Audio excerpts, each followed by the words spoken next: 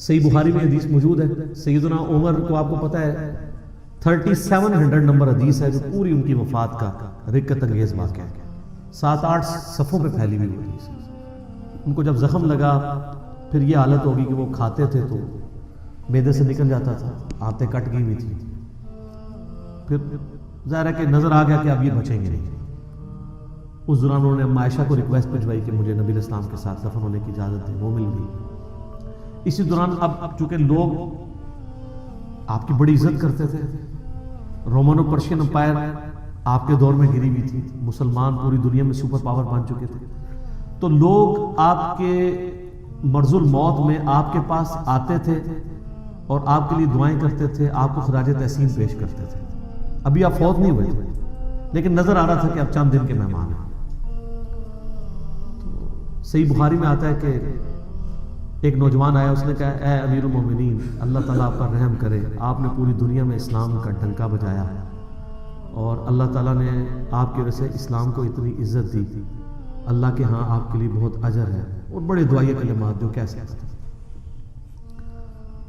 تو سیدنا عمر نے کہا کہ ان ساری چیزوں کے بدلے اگر اللہ تعالیٰ مجھے برابر چھوڑ بھی دے تو میں تب بھی اللہ کے اوپر راضی ہوں۔ اور ایک روایت میں بخاری کے آتا ہے کہ اگر مجھے پوری زمین کا سونا بھی دینا پڑے آخرت میں اپنے عذاب سے بچنے کے لیے میں تیار ہو جاؤں گا۔ یہ وہ شخص کہہ رہا ہے کہ جس کو جنت کی بشارت کئی دفعہ ملی ہوئی ہے، ٹھیک ہے، اور اللہ تعالیٰ نے اس کے ذریعے اتنی بڑی یعنی اسلام کی خدمت کی ہے۔ یہ وہ شخص یہ بات کرتا ہے، کوئی عام آدمی نہیں۔ تو وہ جب وہ نوجوان اتنے دعائیہ کلمات کہہ کے وہاں سے پلٹا نا، تو اب اس حالت میں جب انسان مرنے کے قریب ہو کتنی شدید تکلیف میں ہوگا کہ اس کی آنتیں کٹی ہوئی ہوں، خون بھی بند نہ ہو رہا ہو۔ تو اگر معاملہ ہلکا ہوتا تو سیدنا عمر اس کو اوور لک کرتے تھے۔